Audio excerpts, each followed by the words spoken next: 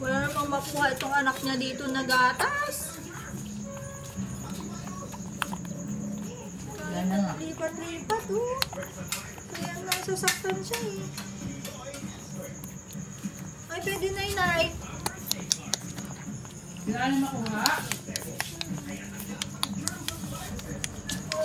Tita, dili. Tita. Lipat-lipat na siya. Pinslahan na lang yan. At saka kirat. Maliit yung isang mata, parang bulagman. Yung anak niya. Ano yung nakakagat niyan? Maliit yung isang mata.